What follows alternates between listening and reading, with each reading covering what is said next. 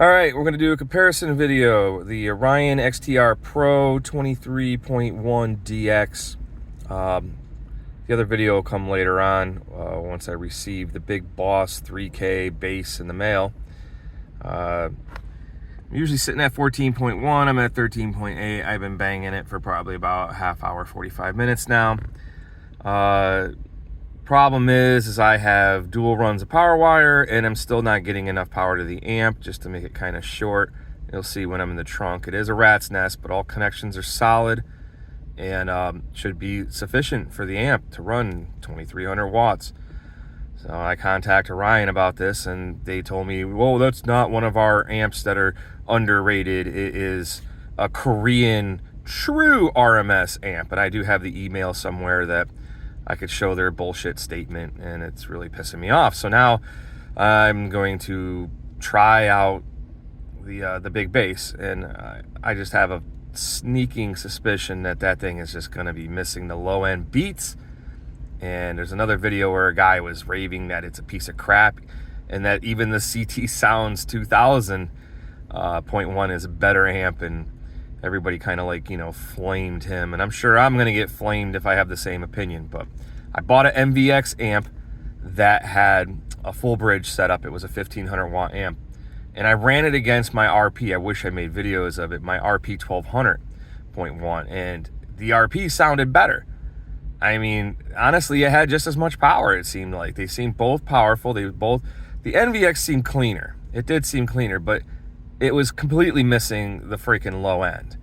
So, there's my full bridge experience there. I probably shouldn't have, threw the extra $310 out at the Big Boss 3K.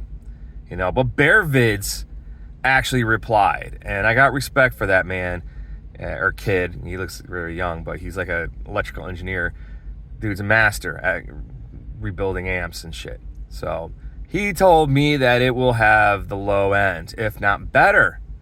All right. I can't get Parker to respond to any of my posts on there. I can't get Big D, but Big D, Parker, and the Wiz, all their stuff shows that the Taramps are great.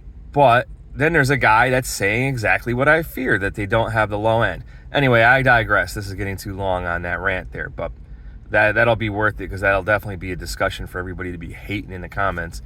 That's for sure. And I'll be getting some hate if I end up not liking the amp. I'm going to give it 2 chances, though.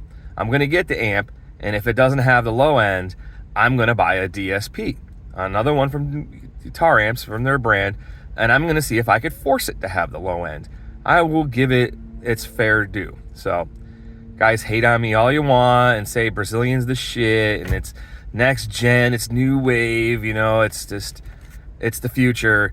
I don't know. I'm going to try call bullshit on that, and I'm going to put it through the tests. So anyway, just a little test on this to show how much flex that these are not doing.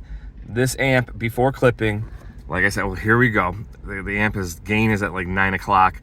That's about as much as I can get out of this volume knob before it starts clipping. So this is just a sad, sad situation here. I mean, unless I did something wrong with the wiring, but I mean, I got a run of 0 gauge, a run of 4 gauge. Anyway, let's get to it.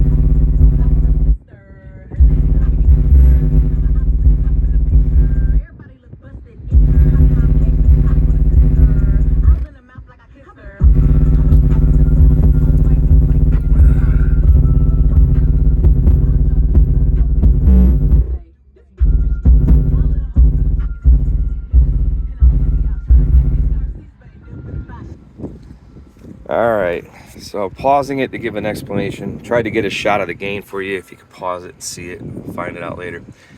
So this is the front coming in. Got a 0 gauge, 4 gauge, battery isolator. From the battery isolator to this 200 amp breaker. So then it goes to the battery, and it goes to the other breaker. As you can see, it splits off. Those are 2 4 gauges, but those are welding grade. Those are pure copper. That's CCA garbage. So aren't those 2 wires. That's CCA garbage. But if that's just a true 2300 watt amp, this should be fine. I have a 70 amp hour battery in the front and a 100 amp hour battery in the back. This is rated for 2400 watts. So it's just, I don't know. These have great grounds. Again, that's a welding cable 4 gauge ground for this battery. That does have a 0 gauge ground going over here. So I shouldn't have any problems unless I need to, which I'm thinking about getting a oxygen-free copper kit, at least enough just to do back here. But that's it, man. I mean, those subs, I don't know if you can really tell on camera, it never does it justice. I'm gonna give them like 30 to 40% of it. They're getting that much power. They're only getting about 40% of their power. Maybe like good for break-in period for them. But once it starts clipping, it does get louder and it fucking slams. It sounds great. The bass is buttery smooth. The lows hit really good. These Scar EVLs sound fucking amazing. But then my SDRs were louder. And that's the weird thing. Even the SDRs on this at 1 ohm, they were twice as loud as this, but they still started clipping really early, compared to how much they were flexing. That amp is clean, but I think something's wrong with it. It's a lemon. Out of like every 5 songs, once the battery gets like a little drained, you might see 12.5, 12.6 volts for a millisecond, but it stays relatively around 13.4 volts, which I know I don't have great electrical, but I mean, I do have the big 3, and I have a 200 brand new 200 amp alternator. These batteries are fucking brand new. Everything's brand new. All those breakers, most of this wiring is new. I don't see why it won't push that amp. And if you look up CCA wire, by itself, that one strand is good for about 2200 watts at up to 15 feet. And that's not even 15 feet. I cut it as close as I could, so that's probably like 11, 12 feet right there. There was a lot left over that I used. I still have another strand that I could probably run this length to the amp 2 more times. So I don't know. I just don't see that garbage wire holding that amp back. I feel like something's wrong with it. But anyway, you guys let me know, and I'll let you guys know when I get the other amp and put that video out what I think of it, because I have a sneaking suspicion that it's just gonna bring this fiasco to a $700 waste of money. That amp was $373 after taxes said and done. As soon as I bought the damn amp, it went down to $279. But I did find the big bass for $248 on eBay. I had to get it in white. I wanted it black, but the guy was selling it in white. 2 left. $50 for their damn bass knob with the clip light on it. Son of a bitch. So it's like $310, $315 I paid for it. So like literally kicking $700 for both of these amps. And I still have an RP 1200 sitting around. So maybe I'm going to have a little amp sale. I want to send that to Big D. That dude probably hates me because I'm always dissing kicker subwoofers. Love kicker amps, fuck their subwoofers. Come on, Big D, test this amp, man.